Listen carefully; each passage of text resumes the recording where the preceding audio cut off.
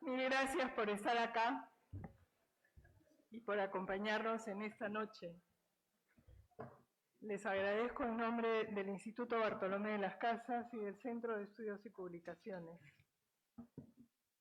Hoy día recordamos el enorme aporte y testimonio de Gustavo Gutiérrez.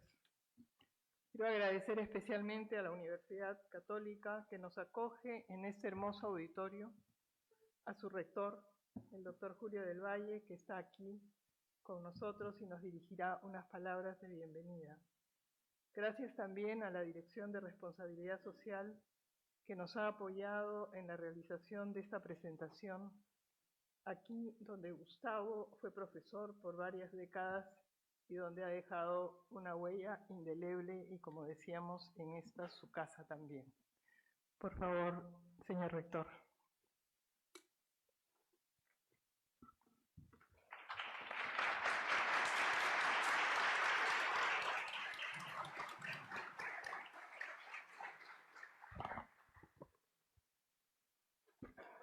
Buenas noches.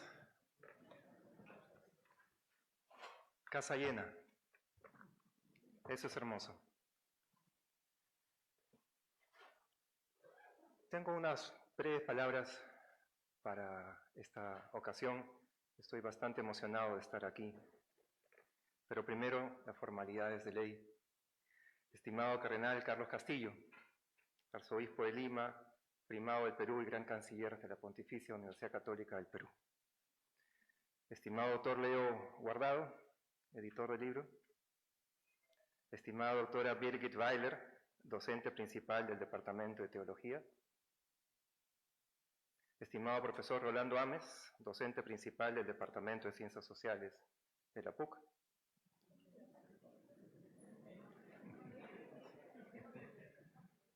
Me equivoqué en algo.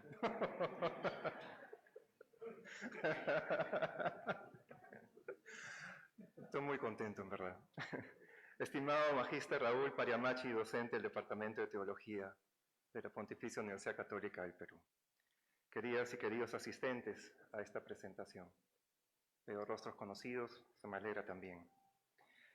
Les decía, he querido estar presente porque para nosotros es una enorme alegría poder acoger en la PUC la presentación del libro póstumo de nuestro querido padre Gustavo Gutiérrez.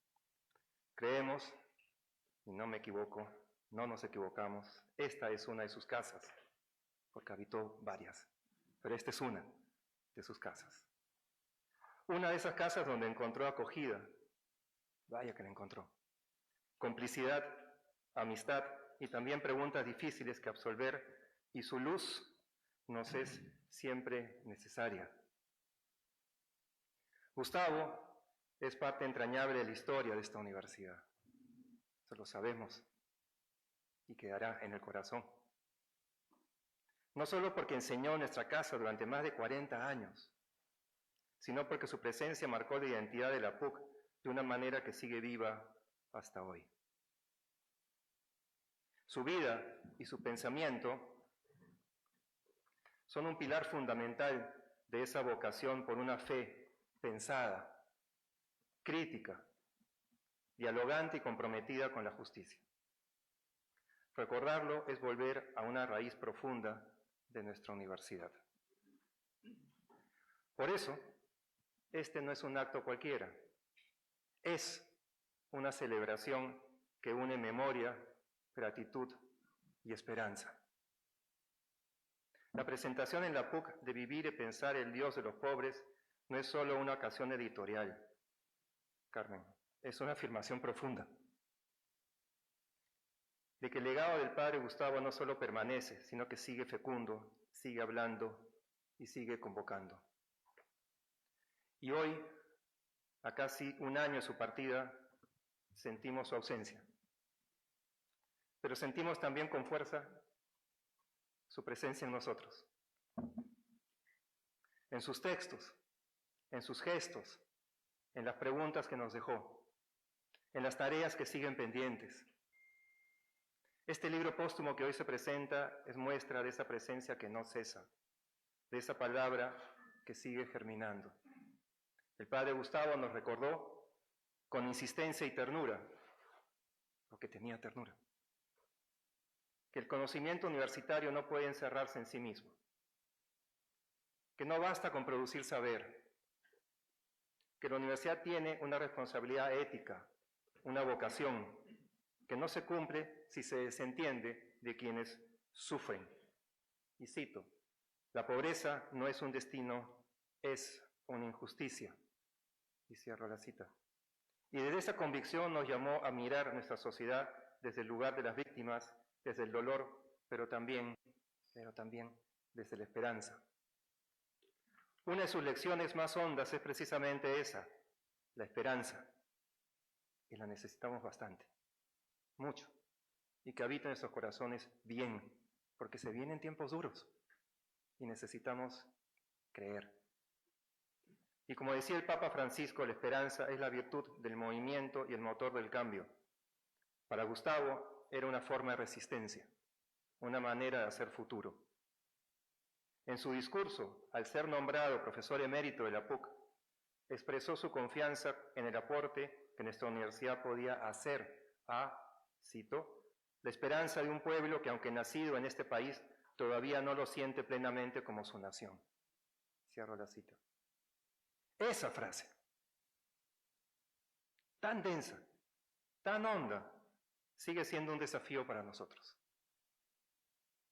Porque nos llama a construir comunidad, ciudadanía y justicia. Nos llama a no desentendernos nunca de lo que nos toca también como universidad y no solamente como persona. Es decir, como comunidad de personas que forman una universidad con una cierta identidad. También nos dejó otro mensaje crucial, ser una universidad en salida, no replegada sobre sí, sino abierta a la sociedad. Una universidad que no solo se preocupe por quienes ya están dentro, sino que se esfuerce por tender puentes con quienes están fuera, especialmente con quienes viven la exclusión y la pobreza. Porque si la universidad quiere ser fiel a su misión, más aún nuestra universidad, debe ponerse en camino, debe salir y aprender a escuchar y traer de vuelta también a la universidad. Y ese camino no se hace solo desde las aulas, se hace en diálogo con la vida, con la gente, con quienes también dialogamos y construimos país, porque creer en construir país es una enorme tarea, porque es un reto que se nos viene y se viene muy rápido. La presencia hoy de nuestro arzobispo de Lima, nuestro gran canciller, que representa a la Iglesia y de tantos y tantos miembros de nuestra comunidad académica, expresa esa confluencia que Gustavo tanto cultivó, entre fe y razón, entre Iglesia y universidad, entre teología y ciencias sociales, entre pensamiento y acción. Hoy nos reunimos no solo para rendir homenaje, sino para renovar ese vínculo profundo entre la palabra, la fe y el compromiso con el mundo, con el país, con la sociedad, con nuestro Perú que tanto amamos. Y aquí estamos, fieles a ese compromiso. Por eso, hoy cerrando, como universidad, agradecemos profundamente la vida y obra del padre Gustavo Gutiérrez. Que este acto no sea solo memoria, sino también impulso constante. Que no se quede en el recuerdo, sino que nos movilice, siempre. Que sus palabras nos sigan desafiando a leer la realidad con los ojos de quienes sufren y a transformar ese sufrimiento en horizonte de dignidad. Muchas gracias.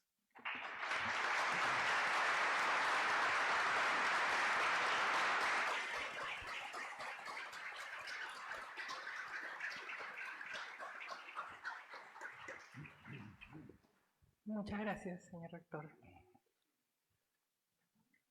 Estamos aquí para presentar el largamente esperado último libro del padre Gutiérrez, que es parte de ese legado que nos deja y cuya vida trasciende la duración de los años cronológicos, justamente porque decidió entregarla libremente cada día a la misión que acogió con generosidad, sobre todo atravesado por el amor profundo que tuvo por cada persona, por cada uno y cada una y en particular, como él mismo recordaba, citando a Bartolomé de las Casas, por el más chiquito y más olvidado, del que tiene Dios la memoria muy viva y presente.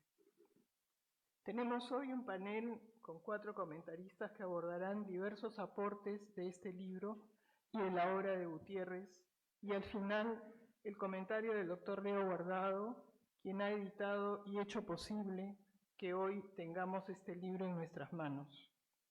Hemos organizado el tiempo del panel con intervenciones de 15 minutos. Me toca la ingrata tarea de controlar el tiempo. ¿Qué haré con estas tarjetas entre de tránsito y futbolísticas hoy que hay partido? Una para señalar que falta poco para terminar y otra, la roja, para indicar que el tiempo ha terminado. Iniciamos el panel con la intervención del cardenal Carlos Castillo, creado cardenal de la Iglesia Católica el 7 de diciembre del 2024 por el Papa Francisco. Fue nombrado arzobispo de Lima en enero del 2019. Ha sido vicario parroquial de San Francisco de la Tablada de Lurín, de San Juan Apóstol y la Encarnación y párroco de la Virgen Medianera y San Lázaro. Actualmente, como se ha recordado, es el gran canciller de esta universidad. Es también profesor principal del Departamento de Teología, donde ejerce la docencia desde hace 38 años. Ha sido encargado de la Pastoral Universitaria de Lima y vicario episcopal para la juventud. Estudió sociología en la Universidad de San Marcos, filosofía y teología en la Pontificia Universidad Gregoriana de Roma, de la cual es licenciado y doctor. Fue militante de la JEC, la Juventud Escolar Católica, y de la UNEC, la Unión Nacional de Estudiantes Católicos. Enseñó sociología en la Universidad Daniel Alcides Carrión de Cerro de Pasco. Actualmente es miembro de la Pontificia Academia para la Vida desde octubre del año 22 y miembro del Dicasterio de Desarrollo Humano Integral, así como coordinador del Grupo 9, que trata los temas controvertidos en torno a verdad y amor, grupo creado como parte de los 10 grupos para complementar el sínodo de la sinodalidad. Lo escuchamos, cardenal Castillo. Yo voy a hablar sobre la preocupación pastoral en el legado de Gustavo en este libro. Pude comprender desde mi primer contacto con un libro de Gustavo su absoluta preocupación pastoral. Lo hice con el texto de las líneas pastorales de la Iglesia en América Latina. Todos recordarán: cristiandad, nueva cristiandad, distinción de planos o llamada también madurez en la fe, y la pastoral profética o liberadora. La penúltima de las cuales acompañaba su experiencia en las comunidades de paz romana antes de Medellín y que después cambió porque comprendió que la pastoral de distinción de planos propuesta por el Vaticano II entró en crisis y conforme el compromiso creciente de los jóvenes de esos años al compromiso con los sectores populares de fines de los años 60, se fue orientando hacia una pastoral profética liberadora. De allí que al final de su Teología de la Liberación, Perspectivas, encontramos una excelente pista para entender también su excelente y sólido libro póstumo, Vivir y Pensar al Dios de los Pobres, lleno de preocupaciones más profundas para afrontar los desafíos históricos actuales, para una pastoral liberadora y una teología generada en la Iglesia con los pobres como sujetos de liberación y evangelización. Cito: pero en última instancia no tendremos una auténtica teología de la liberación, sino cuando los oprimidos mismos puedan alzar libremente su voz y expresarse directa y creadoramente en la sociedad y en el seno del pueblo de Dios. Cuando ellos mismos den cuenta de la esperanza de que son portadores, cuando ellos sean los gestores de su propia liberación. Por ahora será necesario limitarse a esfuerzos que deben contribuir a que ese proceso apenas iniciado se ahonde y afiance. Si la reflexión teológica no lleva a vitalizar la acción de la comunidad cristiana en el mundo, a hacer más pleno y radical el compromiso de la caridad, si más en concreto en América Latina no lleva a la Iglesia a colocarse tajantemente y sin cortapisas mediatizantes al lado de las clases oprimidas y de los pueblos dominados, esa reflexión habrá servido de poco. Parafraseando al conocido texto de Pascal, podemos decir que todas las teologías políticas de la esperanza, de la revolución o de la liberación no valen más que un gesto auténtico de solidaridad con las clases sociales explotadas. Si bien en este texto de 1971, con Pascal, Gustavo enfatiza el acto de solidaridad con los pobres y oprimidos como más valioso que cualquier teología, ya Gustavo postula que la verdadera teología de la liberación está todavía en pañales. Y la gran tarea es que los pobres sean sujetos de su liberación y del pensamiento teológico cristiano que les permitirá guiarla. Esta siguió siendo la tarea pendiente. Gustavo nos ha querido dejar como legado un texto situado desde la primacía de la opción de Jesús mismo, reencontrándola en los nuevos contextos que Gustavo vivió después de la emergencia de los movimientos populares explícitos y amplios, que por algunos fue calificada de época eufórica, pensando que la irrupción de los pobres fuera algo pasajero y no el fondo propio de aquellos años 70. Gustavo fundamenta en este libro que no es un hecho pasajero y que un hecho de fondo es el que nos asiste, un hecho persistente, robusto, que cada vez cobra más vigencia. Estamos aún y estaremos por bastante tiempo ante la mayor irrupción del pobre en nuestro continente y en el mundo. Aparentemente oculta o ocultada mediante arbitrariedad y represión, pero real, en pleno tiempo de la ofensiva de la modernidad global, de la posmodernidad, del desarrollo del dominio por medios tecnológicos, del neoliberalismo avasallador, sus categorías y sus principios impositivos, que ya incluso apuntan a la destrucción de la democracia trabajosamente conseguida y abriendo paso a las arbitrariedades más dictatoriales y abusivas que se perciben en la historia actual. El legado de Gustavo nos deja en este libro el indispensable seguimiento que necesitamos hacer para saber construir con los pobres una pastoral liberadora para estos tiempos.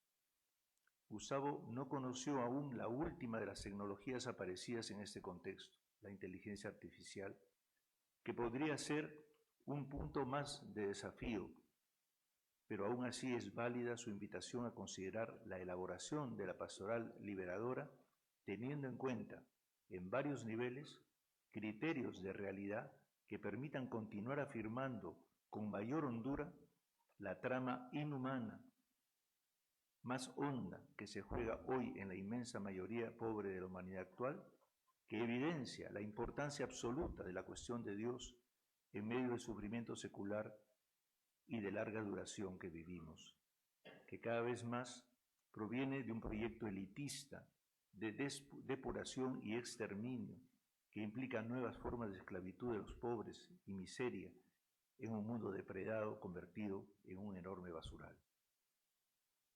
La pastoral liberadora se extiende al tema de salvar a toda la humanidad, considerando como sujeto a la absoluta mayoría pobre de esta humanidad. Por ello, la vigencia de la irrupción del pobre en la historia actual del mundo sigue siendo central y requiere ser fortalecida, considerando que los pobres son sujetos creadores de futuro, ejerciendo su derecho a pensar su fe de mano con el Evangelio que retoma toda su vigencia. En efecto, Los evangelios fueron escritos a partir de la experiencia profética y liberadora que Jesús hizo con parte de la humanidad pobre del Imperio Romano del primer siglo. Ella venía, en gran parte, de un largo proceso en el que se retoma de la mano de un grupo que llamamos enoquita, formado por los reyes y profetas marginados, a lo largo y después de 6 siglos de la primera concreción de la figura del siervo sufriente, configurada por Isaías, elaborada durante la destrucción del reino de Israel. El régimen sacerdotal tirano que se impuso por 6 siglos, que constituyó al templo como centro, después de los reyes, y siendo de un dominio absoluto y esclavizador unido a los poderes imperiales de Persia, Grecia y Roma, fue una historia de dominio que terminará cuando Roma decide hacer desaparecer a Israel después del tiempo de Jesús, quien explícitamente retomó una perspectiva que estuvo vigente, siempre vigente, aunque clandestinamente todos los siglos de dominio sacerdotal aparentemente la hicieron desaparecer. Jesús es la muestra de que, no siendo tan visible, la esperanza liberadora de los pobres y su irrupción estaba escondida, no desaparecida. Eso nos recuerda Gustavo en este libro. Y hoy la pastoral de la Iglesia, luego de Francisco y ahora con el Papa León XIV, nos indica que la pastoral liberadora es más vigente que nunca, aunque hay que rediseñarla en un contexto nuevo, de crisis generalizada, donde se extiende en el mundo un solo clamor de los pobres, un mundo humano ante tanta inhumanidad. La irrupción de los pobres sigue vigente en diversidad de movimientos populares y experiencias religiosas dispersas. Esta requiere que todos los pobres del mundo, acompañados por una iglesia sinodal, participen en las iniciativas de mejora desde las múltiples organizaciones de base que se están generando. Esto requiere diversidad de formas de organizar la iglesia. El gran aporte de la sinodalidad promovida por Francisco y continuada por León XIV va por ese camino, y todos, especialmente los pobres como sujetos, hemos de ayudarlos a diseñar la pastoral liberadora apropiada para esta época compleja. Gustavo nos convoca por ello a una magnífica obra, y esta es tarea de todos, a todos nos importa, pero especialmente toca hacerla a aquellos que son los protagonistas fundamentales de la irrupción, los pobres y marginados mismos, para que hagan su pastoral y su teología.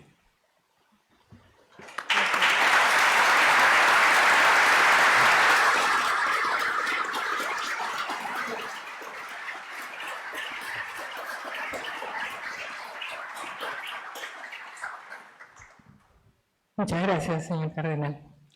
Continuamos este panel con la intervención de Birgit Weiger. Birgit nació en Alemania, es religiosa de la Congregación de las Misioneras Médicas y vive en el Perú desde 1990. Es doctora en filosofía con la especialidad en teología intercultural por la Universidad de Goethe de Frankfurt. Desde el 2020 es profesora del Departamento de Teología de la Pontificia Universidad Católica del Perú. Colabora con el Vicariato de Jaén y el Vicariato de Iquitos en la pastoral de los pueblos indígenas. Participó en el Sínodo de la Amazonía en 2019 en Roma. En el 22 colaboró en la realización y redacción del documento final de la primera Asamblea Eclesial de América Latina y el Caribe.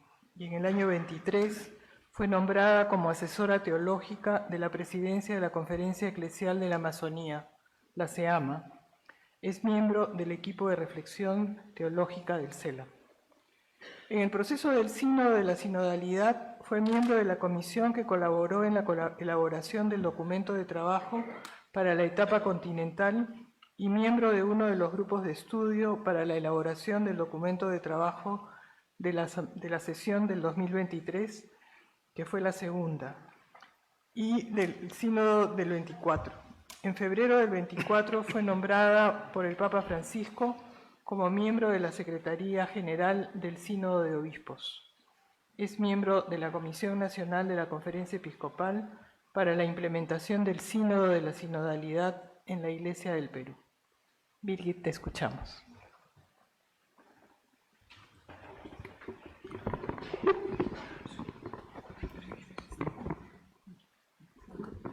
¿Se escucha bien así? Gracias.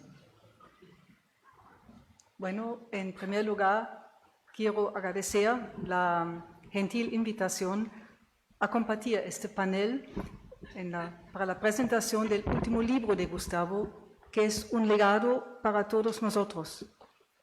Recuerdo muy bien mi primer encuentro con Gustavo Gutiérrez en persona en la casa del Instituto Bartolomé de las Casas, todavía en el RIMAC. Ya había leído algunos textos de Gustavo Gutiérrez durante mis estudios de teología en Alemania que me habían inspirado mucho. Lo que me impactó en el primer encuentro con Gustavo en persona fue su énfasis en que para conocer a Dios vivencialmente hay que conocer su opción en el amor por los pobres, ya que la vida de los y las pobres es preciosa a los ojos de Dios. Y asumía esta opción de Dios en la propia vida. Comprendí que esto significa compartir la vida de los pobres, aproximarse a ellos, encarnar la opción por los pobres, conocer sus anhelos, sus sufrimientos, sus angustias, pero también lo que les da esperanza, lo que alegra su corazón. Compartí con mis hermanas de comunidad que ya habían iniciado el camino de inserción y con religiosas y religiosos y laicos asociados de varias congregaciones que nos reuníamos regularmente. La teología de la liberación y la opción por los pobres, que en sus diferentes facetas y dimensiones vinculadas y en su gran riqueza, con todo ello, Gustavo nos ha dejado como legado en su último libro lo que ha transformado profundamente las congregaciones y el modo de entender y vivir la vida religiosa, por lo menos en muchos casos. Y eso le agradecemos profundamente, porque nos ha ayudado a entender la vida religiosa mucho más desde el Espíritu de Jesús, tratando de vivir el Evangelio en el día a día y hacer una lectura de los votos desde la opción preferencial por los pobres.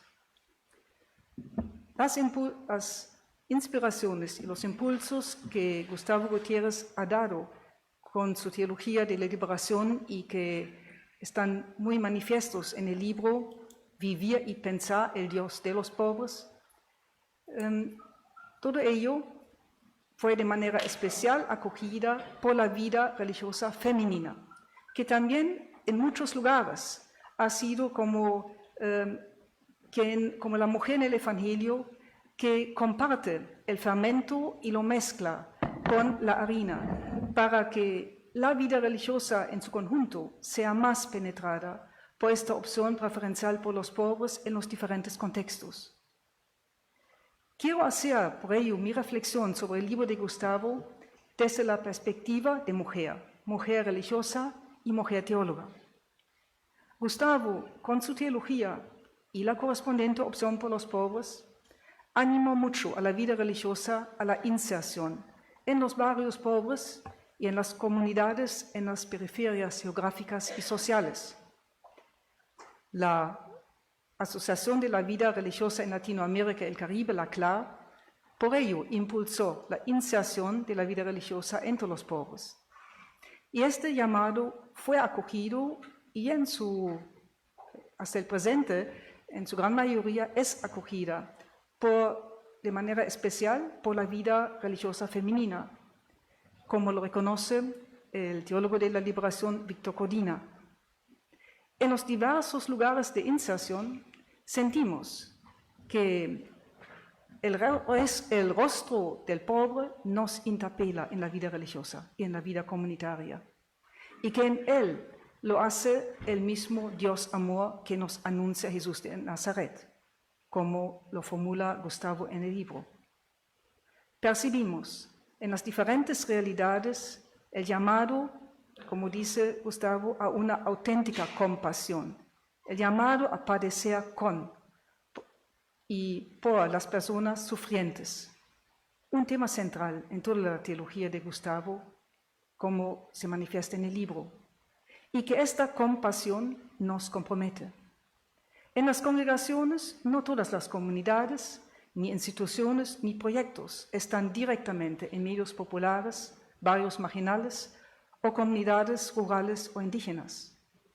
Pero en el transcurso del tiempo se han dado pasos importantes en muchas congregaciones para discernir y decidir a la luz de la opción por los pobres las prioridades de nuestra misión, el uso de nuestros recursos y cómo tener la opción por los pobres presentes como un enfoque y una dimensión transversal en todos nuestros apostolados y misiones. La opción por los pobres también nos liberó en la Conferencia de Religiosos y Religiosas del Perú a salir del mundo pequeño de las congregaciones y atreverse a generar proyectos intercongregacionales entre religiosas, religiosos y también con laicos y laicas comprometidas en la misma línea para luchar junto con pobres, hombres y mujeres, personas empobrecidas, contra la pobreza y las injusticias múltiples y estructurales que causan esta pobreza. Luchar de este modo para que el reino de Dios empiece a hacerse realidad con la gracia de Dios en el aquí y en el ahora, en lo pequeño y en lo frágil, pero presente. También en este camino aprendíamos a liberarnos de lo que creó barreras entre las diferentes vocaciones en la Iglesia. Superar esta percepción de la vida religiosa como supuestamente un camino de mayor perfección en la fe, en camino a la santidad, y hacer la experiencia de que vivir comunidad entre religiosos, religiosas, laicos y laicas, leyendo juntos el Evangelio, leyendo juntos y interpretando los signos de los tiempos y preguntándonos qué compromisos surgen de allí, desde la opción por los pobres, nos enriqueció a todos en la vivencia del Evangelio, en la fidelidad al Espíritu de Jesús. Entre mujeres religiosas y laicas, que trabajamos juntas en varios contextos marcados por condiciones de pobreza, nos sigue inspirando y orientando en nuestra labor algo muy característico y central en la teología de Gustavo. Le cito, que los pobres, a pesar de ser tenidos socialmente como no personas, como insignificantes o descartables, como dice Francisco, son sujetos de su propia historia, gente que debe y gente que puede tomar en sus manos las riendas de su destino. Eso nos lleva a discernir autocríticamente si nuestro modo de estar presente y acompañar a las personas y comunidades en condiciones de pobreza les ayuda a poder realizarse como sujetos en relaciones y trabajos comunes. Tomamos mayor conciencia de que el proceso de una liberación integral es mutuo, ya que las personas no solo están marcadas por la pobreza en sus diferentes dimensiones que sufren, sino también tienen dones, habilidades, creatividad, conocimientos, sueños y proyectos a aportar. El aporte de un grupo de hombres y mujeres indígenas en el proceso de escucha en camino a la Asamblea Eclesial de América Latina es significativo y a la vez paradigmático. Cuando fueron preguntados qué quieren que cambie en la Iglesia, dijeron: no nos miren más como los pobrecitos, no lo somos. Tenemos nuestra cultura, nuestra espiritualidad y rica sabiduría. Somos pobres en medios para defender nuestros derechos y nuestros territorios de los abusos. Les pedimos que nos acompañen en ello y que podamos hacer oír nuestras propias voces. Eso es un reto permanente, a discernir en contextos muy diversos y cambiantes quiénes son los y las pobres, y qué implica hoy en día reconocerlos y relacionarse con ellos y ellas como sujetos, hacer camino juntos, como diríamos sinodalmente. En su último libro, Gustavo recalca nuevamente la integralidad de la liberación, una liberación en la dimensión social, política, económica y humana y cultural. Y nos recuerda que Dios se revela en el Éxodo y como también después en la vida, la misión, la muerte y resurrección de Jesús, como aquel que quiere liberar a las personas personalmente y comunitariamente de todo lo que oprime, lo que hiera la dignidad de las personas, las domina o subyuga, las invisibiliza o silencia. Con su pensamiento, Gustavo ha inspirado el surgimiento de una teología hecha por mujeres y una teología indígena. Ambas teologías existen solo en plural. Muchas religiosas y mujeres laicas, desde la teología de la liberación, se han sentido fortalecidas en su conciencia de ser sujetos y se han atrevido a hacer oír sus voces, criticando un sistema patriarcal y el machismo como algo que hay que superar, ya que afecta tanto a mujeres como varones en su dignidad y no permite que las mujeres puedan contribuir en la sociedad y en la Iglesia sus dones, capacidades y conocimientos para el bien de todos y de todas y para el bien de la misión de la Iglesia.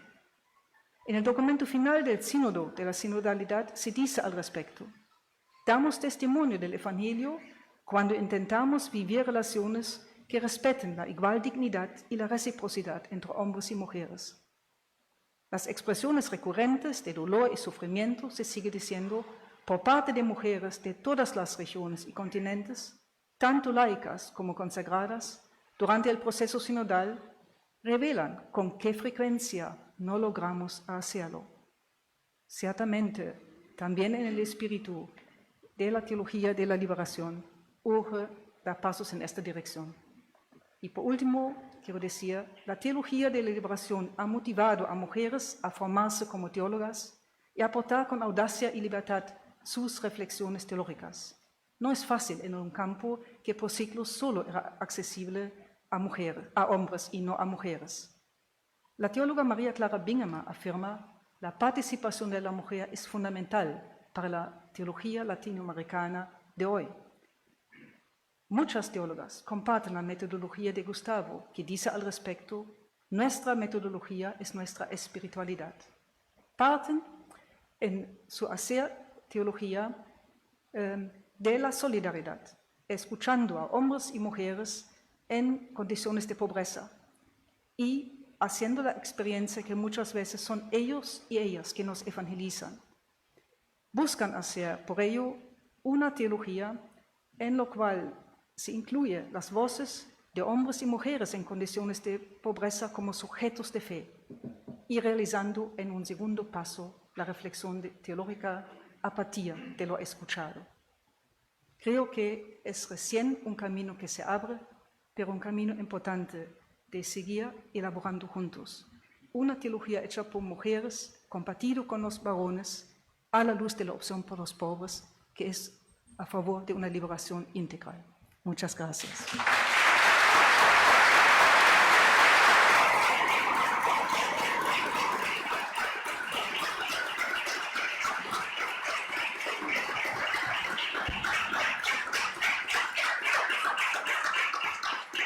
Muchas gracias, Birgit.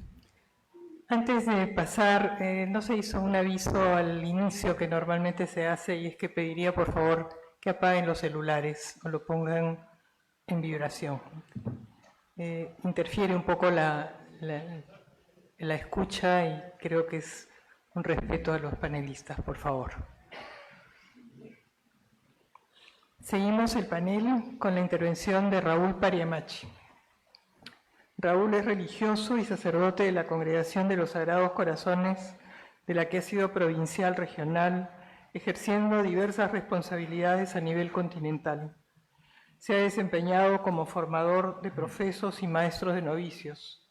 Ha sido presidente de la Conferencia de Religiosos y Religiosas del Perú. Es magíster en teología e hizo su tesis sobre el tema de Dios en la obra de Gustavo Gutiérrez, publicada bajo el título El horizonte de la fe en el año 2003. Es profesor de teología del Instituto Superior de Estudios Teológicos Juan XXIII en Lima y es profesor del Departamento de Teología de esta universidad. Ha sido párroco en Ayaviri, en Puno, y actualmente lo es en la parroquia Nuestra Señora de la Paz, en San Juan del Lurigancho y en el anexo 22 de Jicamarca, en la diócesis de Chosica. Te escuchamos, Raúl.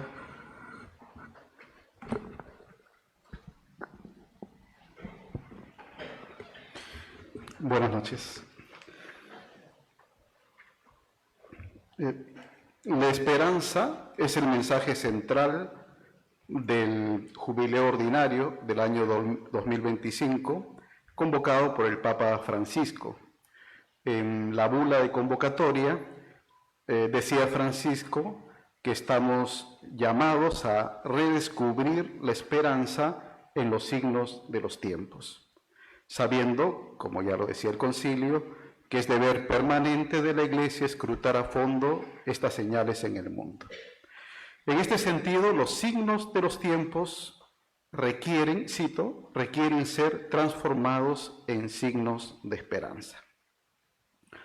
En este horizonte deseo compartir con ustedes mi lectura del libro de Gustavo desde el punto de vista de la teología como una hermenéutica de la esperanza.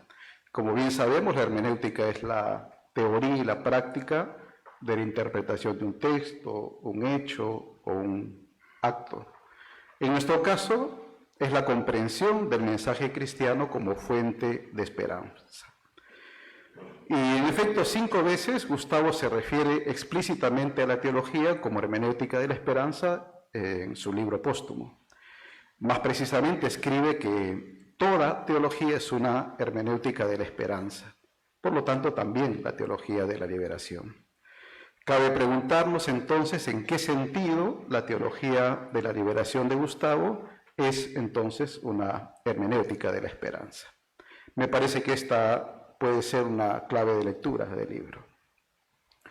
En principio, la reflexión teológica está llamada a discernir los signos de los tiempos, a interpretar nuestro encuentro con Dios en el otro y a considerar la contribución de la teología al llamado para dar razón de nuestra esperanza.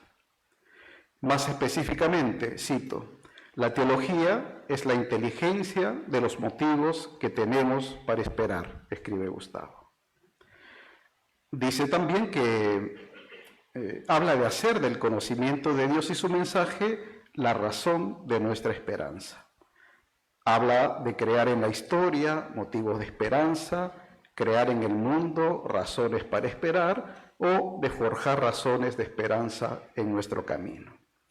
Es evidente que el trasfondo bíblico es el texto de la primera carta de San Pedro, en el que se lee: estén siempre dispuestos a responder a todo el que les pida razón, logos, de la esperanza que los inunda.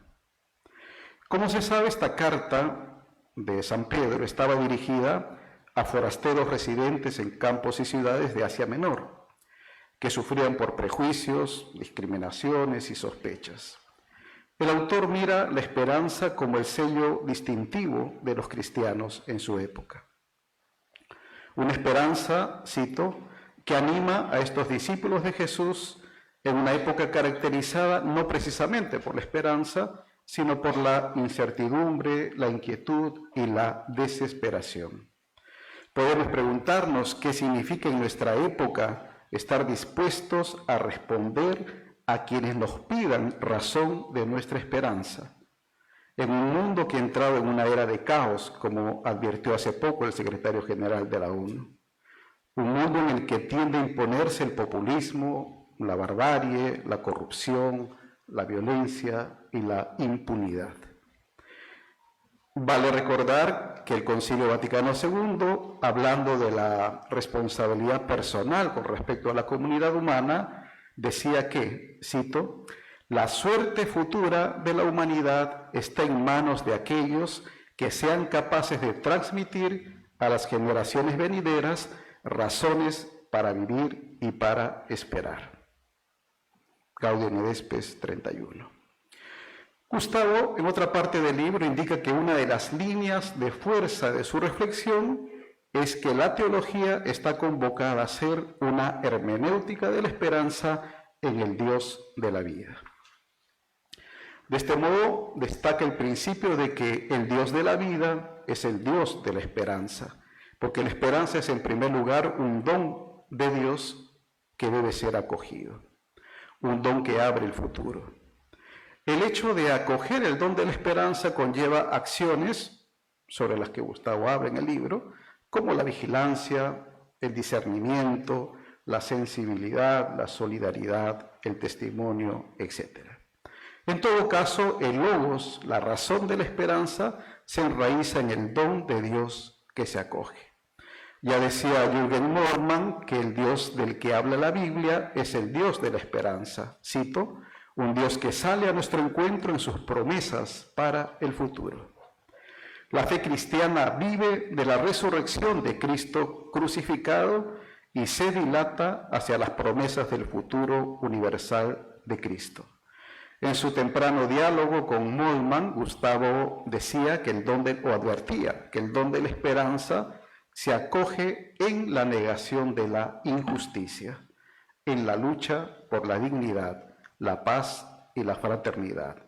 Cito, la esperanza que vence a la muerte debe echar sus raíces en el corazón de la praxis histórica.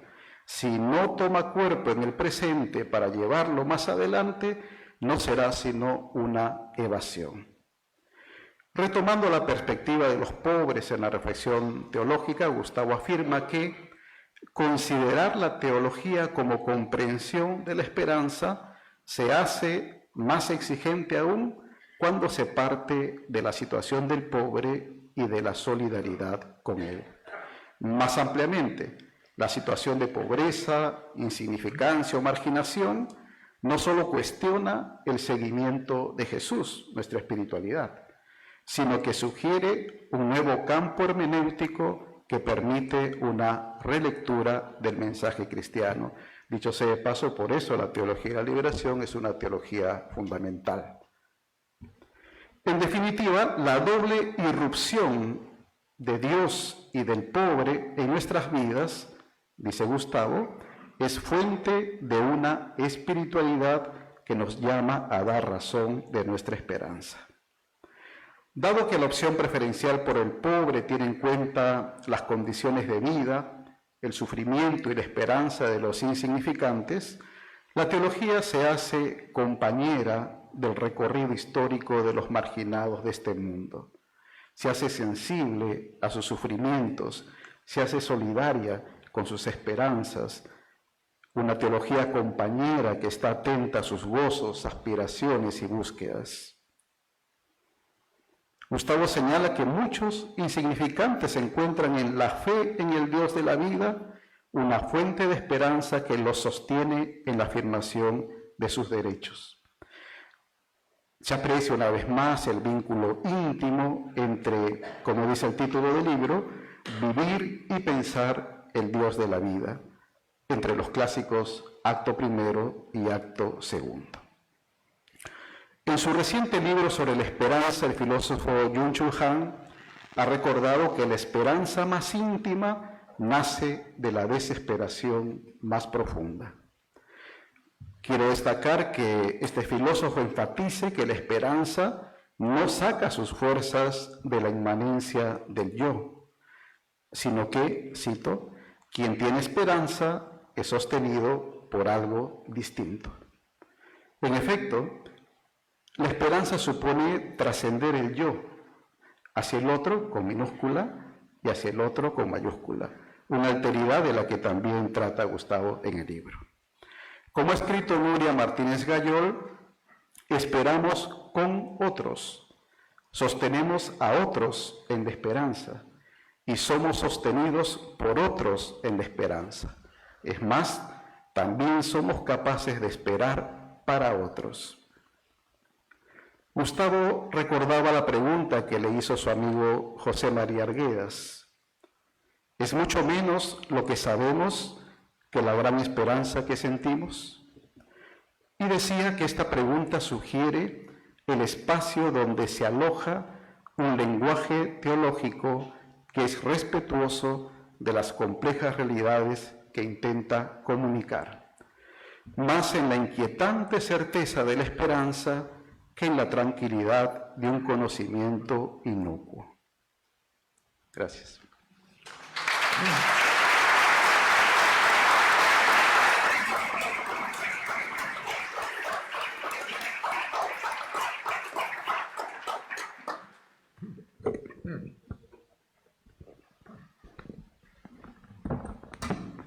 Muchas gracias, Raúl. Tenemos ahora la intervención de Rolando Ames Cobian, sociólogo y politólogo, estudió en la Universidad de San Marcos y en la Universidad Católica de Lovaina, en Bélgica. Es profesor emérito de esta universidad, donde ejerció la docencia en la Facultad de Ciencias Sociales y de la que fue también decano y jefe de del Departamento de Ciencias Sociales, y presidente del Consejo Directivo de la Escuela de Gobierno y Políticas Públicas, también de esta universidad. Ha sido senador de la República entre 1985 y 1990 por Izquierda Unida. Formó parte de la Comisión de la Verdad y Reconciliación entre los años 2002 y 2003. Ha sido vicepresidente de la Asociación Civil Transparencia y cofundador del Centro de Estudios y Publicaciones, del Instituto Bartolomé de las Casas y del IES, Instituto Diálogo y Propuestas.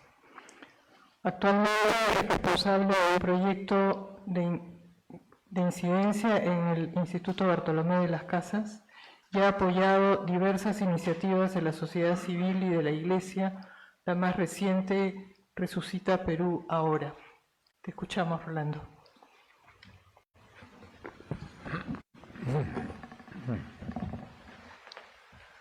Bueno, muchas gracias y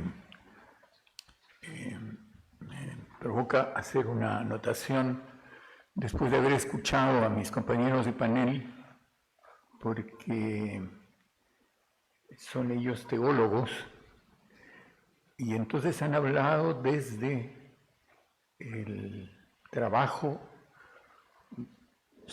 teológico de Gustavo, que ha sido el eje del trabajo de Gustavo, y han hablado a la vez con mucha fuerza, ¿no?, de la manera en que están comprometidos en actividades muy concretas de pastoral, de formación, en esta utopía que desde el punto de vista de las ciencias sociales, que es mi campo,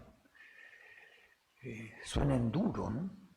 Las cosas van muy mal y entonces quiero decir que me impresiona mucho y me anima mucho todo esto que he oído y me siento corto de hablar en términos un poco más pedestres y empíricos, ¿no?, que es un poco mi especialidad.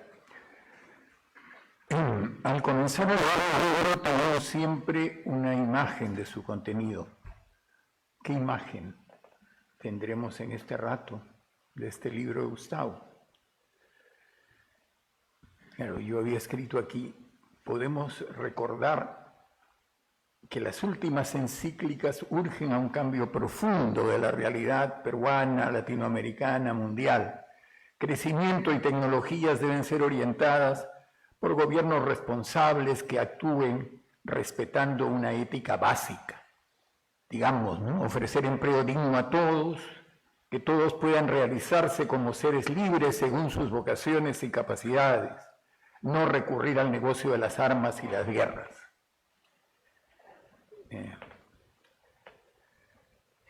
Sin embargo, sabemos que las propuestas de cambio que vienen de actores de fuera del circuito financiero más poderoso, tienden a ser rechazadas.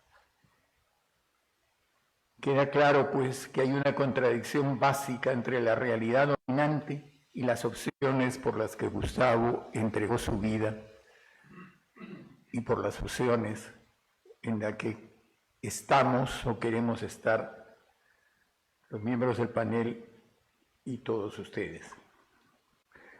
¿Qué sacar entonces de la lectura de este libro en que Gustavo recoge y revisa su trabajo de más de medio siglo? Para aportar mis respuestas he escogido dos temas, sabiendo que hablamos de una contradicción que recorre la historia de los países del sur, de los países latinoamericanos, y que Gustavo enfrentó desde el comienzo de su vida. Pero hoy tenemos más experiencias e instrumentos para entender una sociedad distinta y más compleja. La pura espontaneidad no basta, por sana que sea. Y por eso es que he escogido primero el asunto de la mayor colaboración posible entre la teología y las ciencias humanas. Creo que podría ser muy fecunda. En segundo lugar, revisaré las grandes etapas por las que ha pasado esta conflictividad profunda del cristianismo y la realidad peruana, latinoamericana. Creo que eso puede ayudar a discernir mejor cómo actuar hoy. Y este libro es un muy buen instrumento para ambos temas.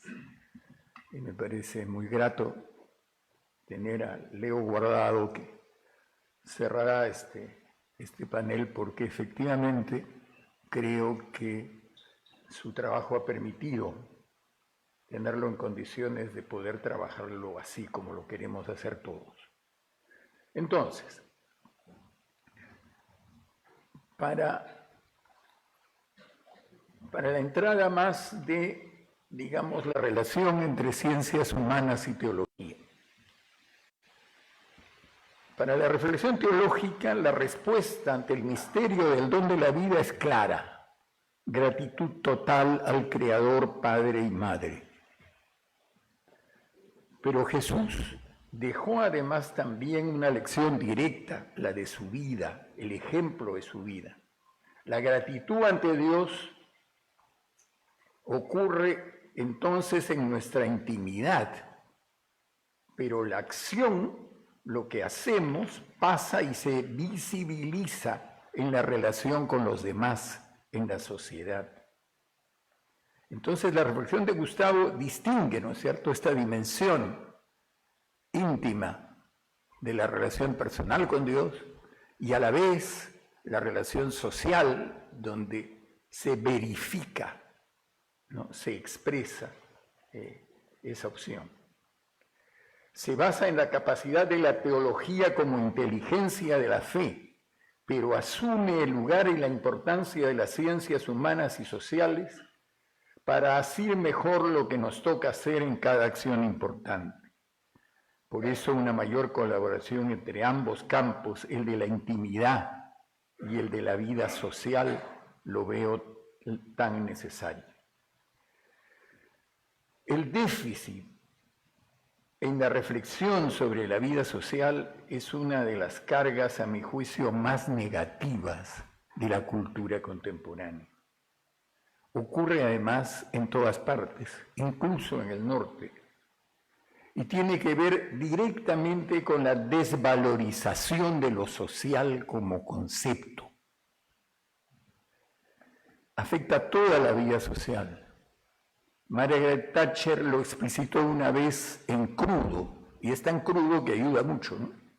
La sociedad no existe, existimos los individuos. Esta es una afirmación triunfante de los primeros meses de haber asumido el gobierno de Inglaterra en 1980, me parece, ¿no? Y decirlo y seguirlo actuando ahora, dando esa prioridad, ¿no?, a la dimensión económica, etcétera, cuando todos somos más interdependientes, cuando la sociedad es mucho más compleja y exige mucho más, es aberrante. Francisco habló del gusto de vivir en amistad social, pero qué difícil es hacer eso cuando la sociedad está construida sobre la base de una negación tan equivocada. El trabajo intelectual de Gustavo partió de las preguntas teológicas, pero buscó en filosofía sin duda, que la estudió varios años también, pero también en las ciencias sociales, en la historia, en la literatura, en la psicología, en las artes. Por su parte, asumió el rigor de la racionalidad moderna sin complejos, respetándolas en su terreno. Es lo que la Iglesia realizó muy en serio en el Concilio Vaticano II, y por eso su trascendencia. Pero entonces, quiero dejar, ¿no?, planteada esa cuestión que en la universidad, con la pluralidad de disciplinas que tenemos, por ejemplo, aquí en la Católica, es un tema que a mi juicio debería ser atendido con mucha dedicación y sentido práctico a la vez. Es decir, cómo lo íntimo y lo social se trabajan a la vez. Eso es lo que intentó hacer Gustavo, o lo que hizo. Paso ahora a mi segunda cuestión, con el ejemplo de cómo el descubrimiento de lo precario de la vida del pobre entró en la reflexión de la Iglesia poco después del concilio en la Conferencia Episcopal de Medellín en 1968. En esa reunión se concretó una visión profunda de esta relación tensa, de esta contradicción entre el orden vigente y las profundas, y la pobreza y las profundas discriminaciones que acompañan a la pobreza. La pobreza no fue tratada en el concilio todo lo a fondo que muchos de sus participantes del sur sintieron y entonces o querían, pero fue tratada en la reunión de Medellín 3 años después. Y entonces una audiencia de obispos, de sus asesores, Gustavo, por ejemplo, allí, era una audiencia ya abierta a la cercanía a la realidad social. Y buena parte de esos obispos empezaron a encontrar la cercanía entre el rostro de los campesinos pobres y el rostro del Cristo sufriente, o lo que significan estructuras de desigualdad sistémica, ¿no? Eso desde el lado de la ciencia social.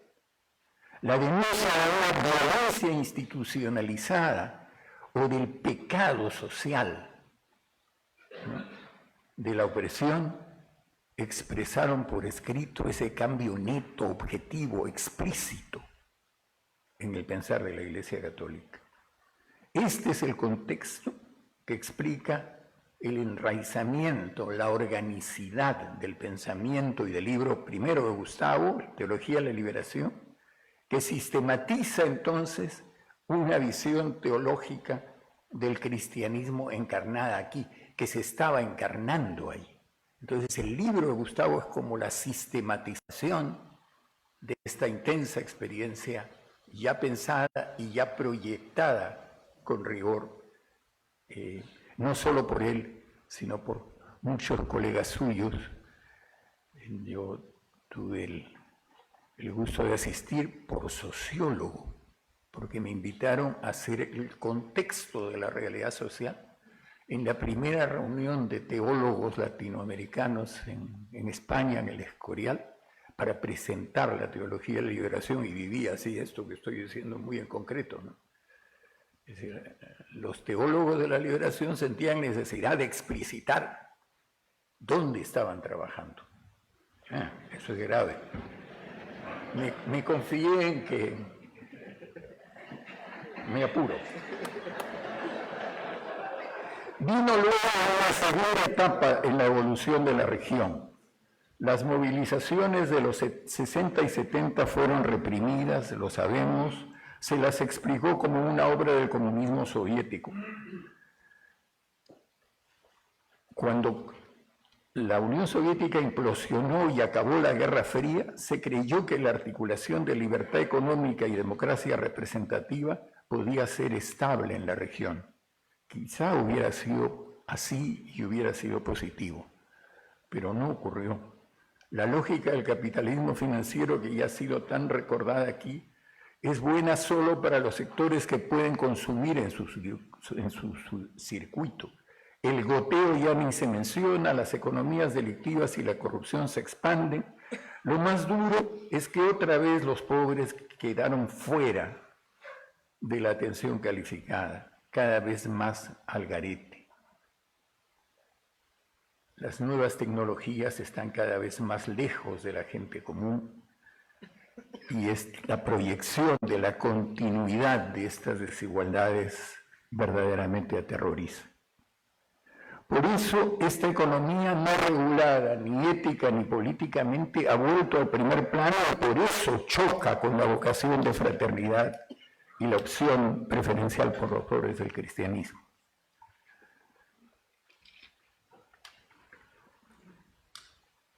Sin embargo, la evolución del cristianismo actual tiene la riqueza y la fuerza que aquí ya se está presentando. Durante ese tiempo de retraimiento, sin movimiento popular y de varias oleadas de dictadura, 40 años entre los 80 y el 2000, entre el 30 y 40, entre los 80 y los 2010-2015, los espacios cristianos fueron de defensa de los derechos humanos, sostuvieron las redes populares de autoayuda para sobrevivir con dignidad. Sacerdotes y promotores se enraizan en sus trabajos locales sin abdicar de su perspectiva mayor. Y hoy, en medio de todas las dificultades, se ensayan formas nuevas de trabajo con la juventud de los sectores medios y de los sectores populares más estables para ganarlos a esa tarea de transformación tan profunda y superar eso. ¿Me dejas decir una palabra? Bueno, ok. Entonces quiero simplemente decir que este contraste entre que la democracia liberal no pudo dar espacio, ¿no?, a una economía más justa, ¿no?, es en ese mismo contexto, sin embargo, que estas corrientes cristianas, ganadas, ¿no es cierto?, a ir mucho más allá de la limosna, del afecto o del cariño paternal con la pobreza, esas tendencias se han seguido fortaleciendo y se han fortalecido también entre los obispos. Y por eso tuvimos a Monseñor Ratzinger, convertido en el Papa Benedicto XVI, explicando el carácter evangélico de la opción preferencial por los pobres que en otro momento había criticado. Es decir, la Iglesia reconoce que estuvo en el error y esta perspectiva latinoamericana pasa a ser asumida. Lo sabemos, pero creo que es bueno repetirlo. Ya creo que no tiene sentido que recuerde lo que significó entonces después el nombramiento de Francisco Mario Bergoglio como Papa. Vivimos esa nueva etapa, pero tenemos entonces lo peculiar de que el mundo cristiano, que sabe el mundo cristiano consciente que sabe que su vocación es transformar la historia, cambiar la trayectoria de la historia, pero no a través de la opción política del partido político. Sin embargo, entonces se encuentra algo así como que el reto hoy es justamente un reto de cambio de la vida, de un cambio cultural más profundo. Creo que ahí estamos y creo que el libro entonces es un excelente instrumento.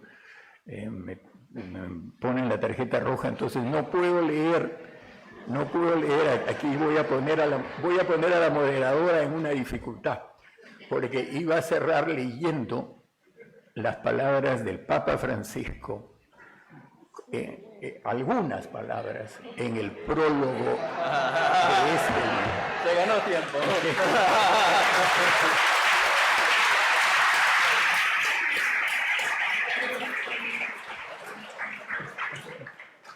A ver, el libro, quizá lo central está al comienzo. Gustavo Gutiérrez durante su larga vida fue un fiel servidor de Dios y amigo de los pobres. Su teología ha marcado la vida de la Iglesia y sigue vigente con una frescura que abre caminos para el seguimiento de Jesús. Nos alegramos con la publicación de este libro, Vivir y Pensar, el Dios de los pobres.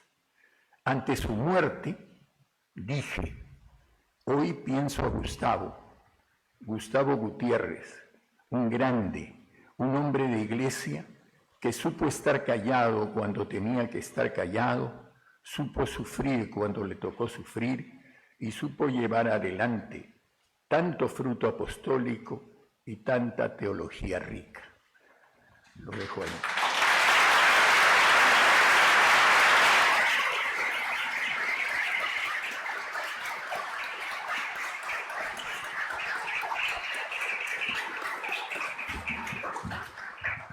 Gracias, Rolando. Lo criollo me sirvió para no poder censurar o callar el que pudieras referirte a un recuerdo de Gustavo por el Papa Francisco, era imposible. Bien, tenemos ahora la intervención de Leo Guardado.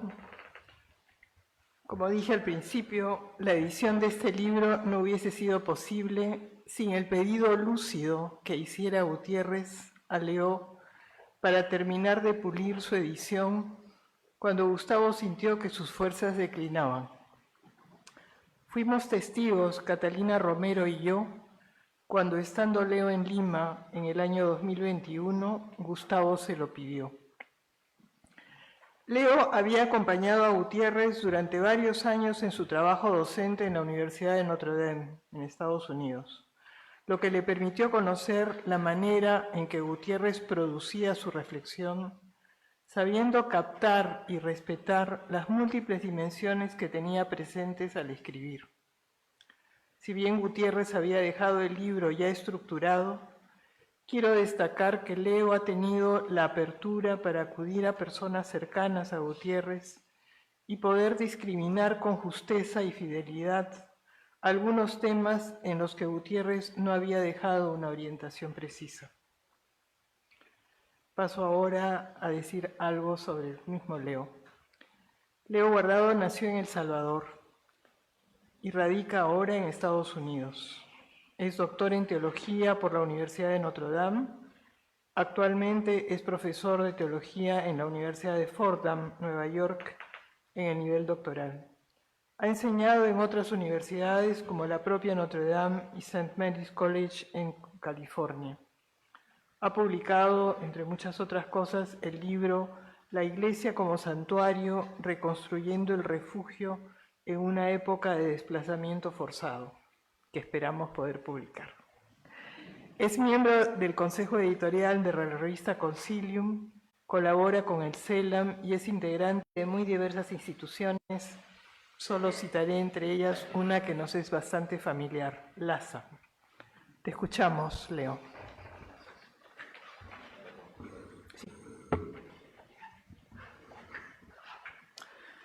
Bueno, gracias Carmen por esa introducción muy generosa Y gracias, señor rector, por recordarnos que la universidad no puede encerrarse en sí misma, tiene que ser una universidad en salida.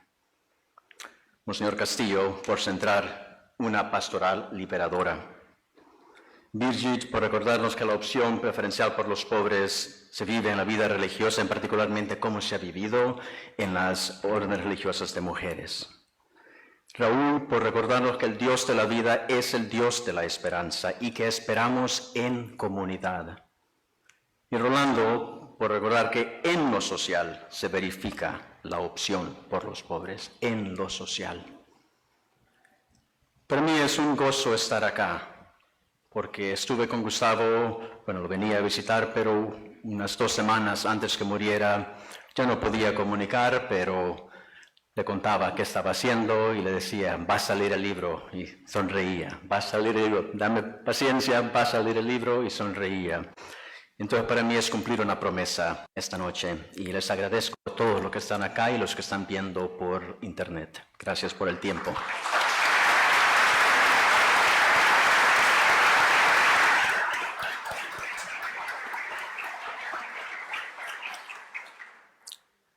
Permítame empezar quizás algo raro, pero creo que tiene sentido. Empiezo con el profeta menor Habacuc. Hacia el final del reino de Judá, antes de que el imperio babilónico lo destruyera y deportara a los israelitas que quedaban a Babilonia, el profeta Habacuc presentó quejas contra Dios por un mundo injusto, por la violencia que mata, por la profunda corrupción que devora a los justos. El profeta, con su obstinación, dice que permanecerá vigilante, atento, hasta que se rompa el silencio de Dios y que Dios responda a su queja. Dice, mi puesto de guardia ocuparé. Arriba en la muralla me pondré. Estaré alerta para ver lo que me dice, lo que responde a mi reproche. Yahvé me respondió de este modo. Escribe la visión. Ponla clara en tablillas para que pueda leerse de corrido. Porque tiene su fecha la visión. Aspira a la meta y no defrauda. Si se atrasa, espérala. Pues vendrá ciertamente, sin retraso. Algunas personas en esta sala han esperado años y décadas en alerta como Habacuc para recibir la visión que está por venir, que ha tardado solo para llegar en el momento adecuado sin retraso. La visión no defrauda.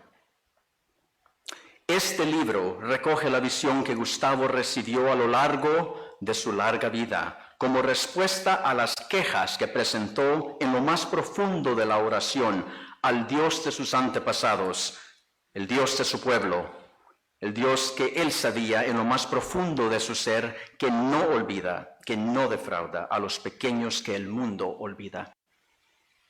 El libro recoge la visión de Gustavo, recibida gratuitamente, forjada en el fuego de la lucha histórica, escrita para ser leída, contemplada para que se convierta en alimento de un pueblo que está en camino, recogiendo los fragmentos de justicia y de paz, que como huesos secos en el desierto siguen apuntando a la plenitud de vida que sí es posible cuando una comunidad da su vida al servicio de los pobres e insignificantes, en quienes se encuentra Dios.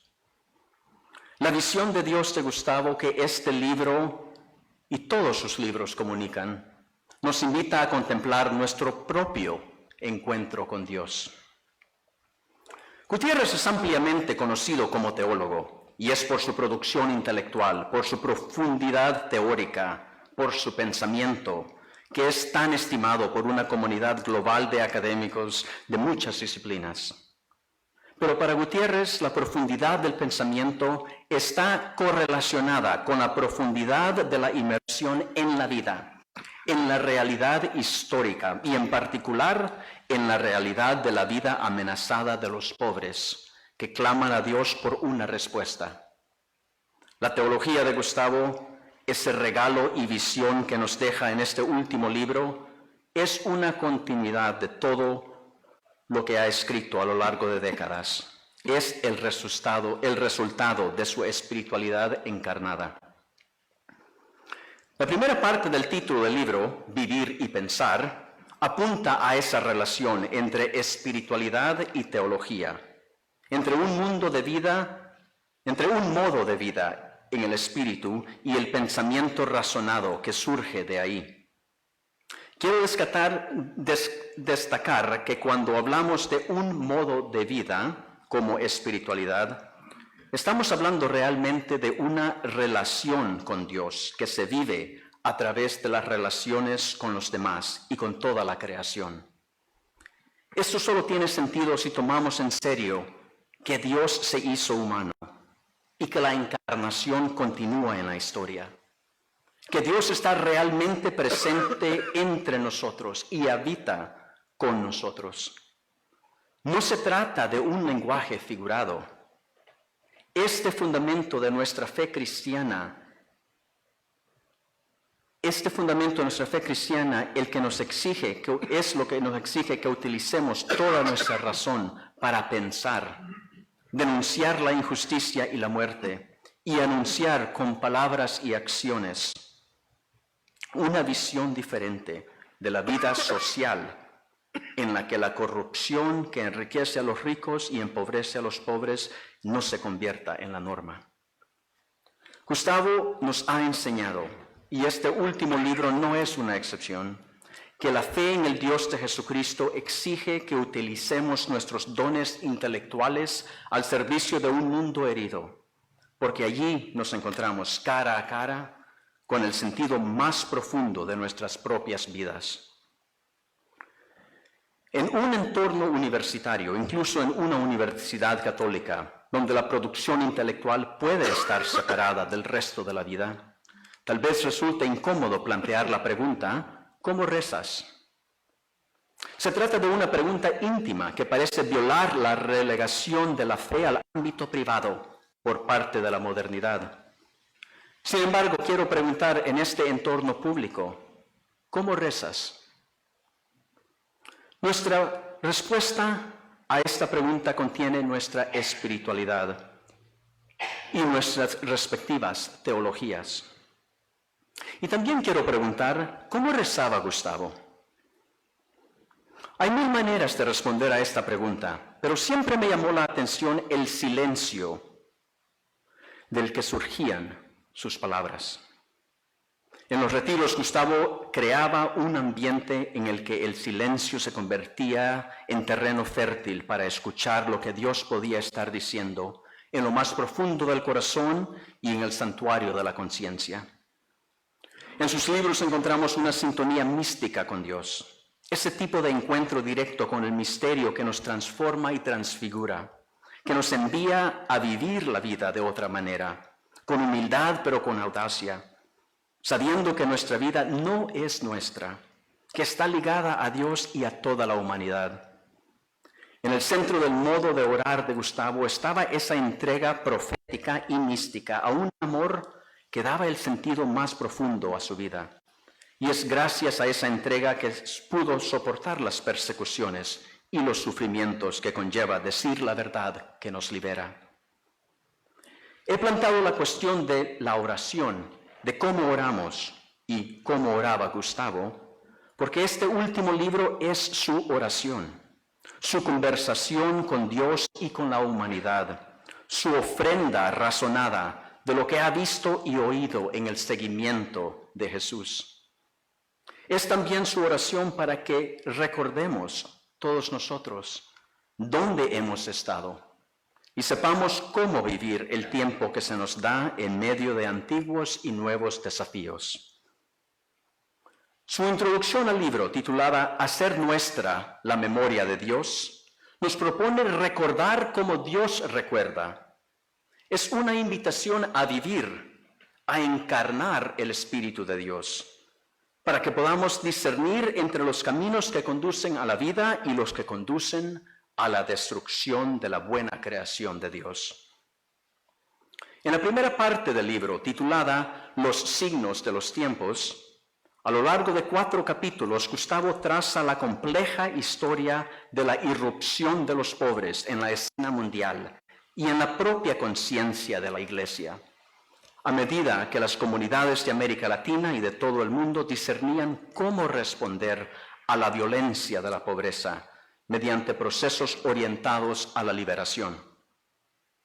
Esta primera parte ofrece a los lectores la propia evaluación de Gustavo sobre la evolución y la transformación de los grupos laicos cristianos que llegaron a comprender que la tarea de la evangelización es inseparable de la tarea de la liberación, y los numerosos malentendidos que también acompañaron a este compromiso con el reino de Dios que se encarna en la historia, en la única historia que es a la vez humana y divina.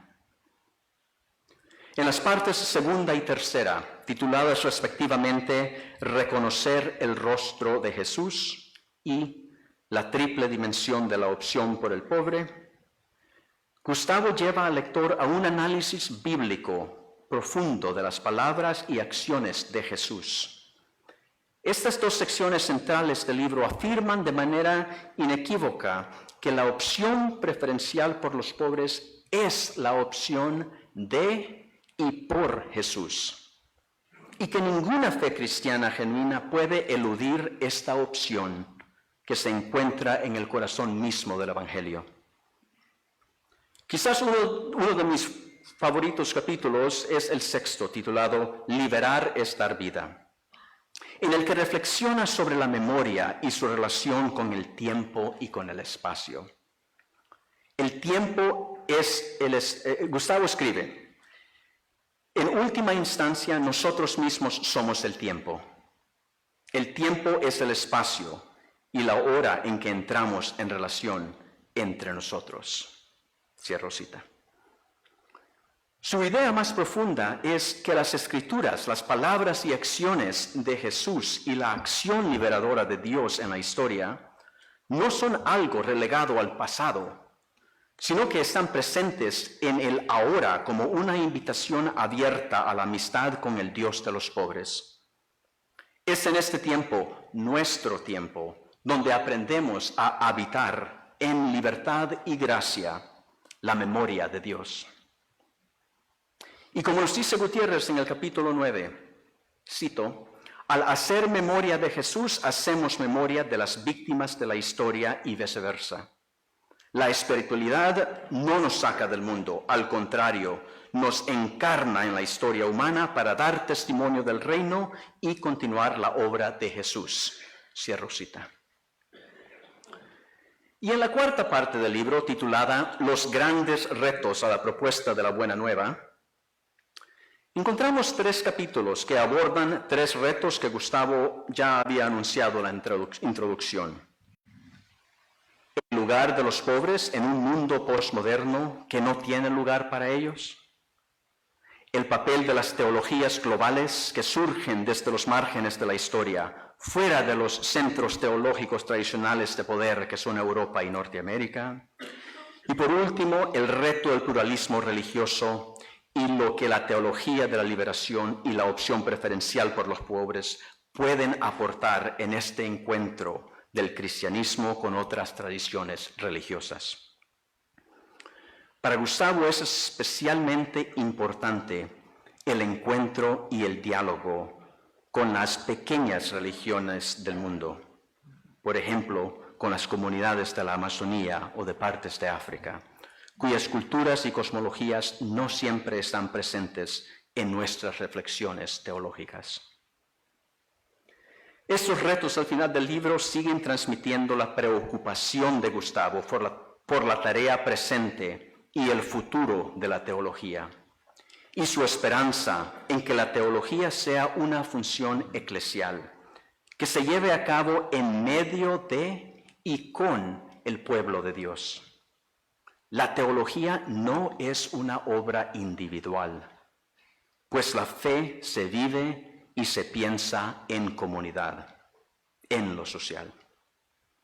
El prefacio del Papa Francisco al libro profundiza este desafío y esta esperanza para la teología. Y Francisco escribe ahí citando a Ad Theologiam Promovendam, dice, cito, promover la teología del futuro no puede limitarse a reproponer abstractamente fórmulas y esquemas del pasado. Llamada a interpretar proféticamente el presente y a discernir nuevos itinerarios para el futuro, a la luz de la revelación, la teología deberá afrontar profundas transformaciones culturales. Cierro cita. La forma en que se hace la teología, dónde se hace y con quién se hace, determinará el grado en que la teología dará una respuesta creíble a los numerosos desafíos que enfrenta la humanidad, la Iglesia y especialmente las comunidades pobres.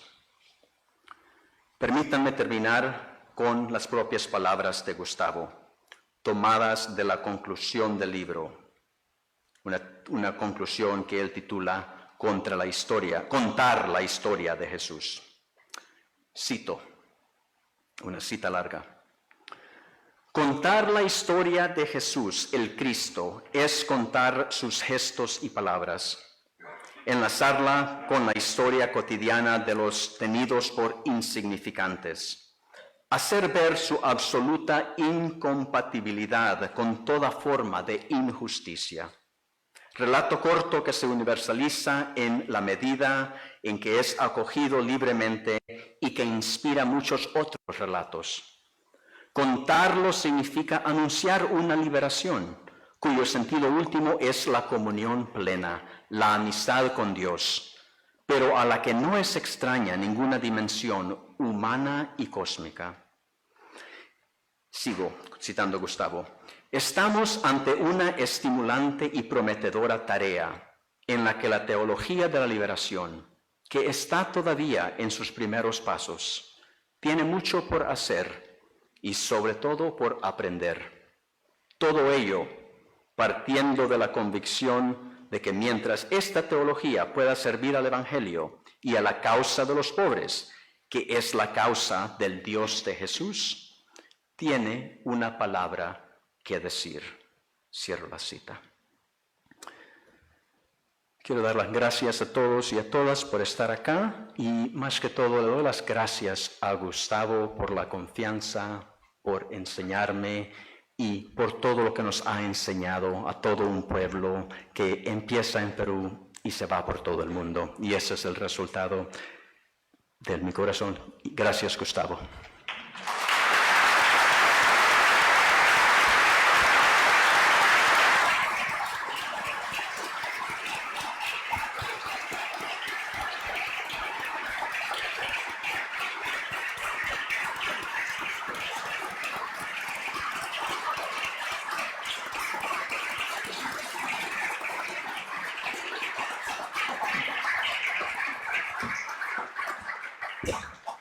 Gracias, Leo.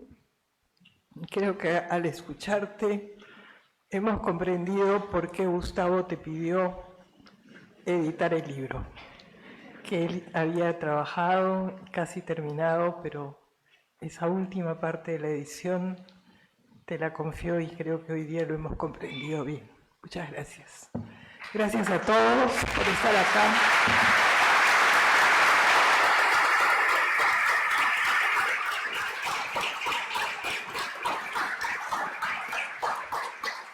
Por acompañarnos, los invito a leer el libro.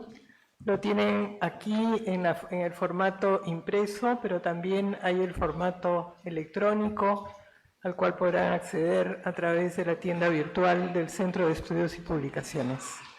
Les agradezco realmente mucho y especialmente a la universidad, al rector que nos ha acompañado, a María Angélica Piz, que nos ha ayudado y nos ofreció la posibilidad de estar acá. Muchas gracias.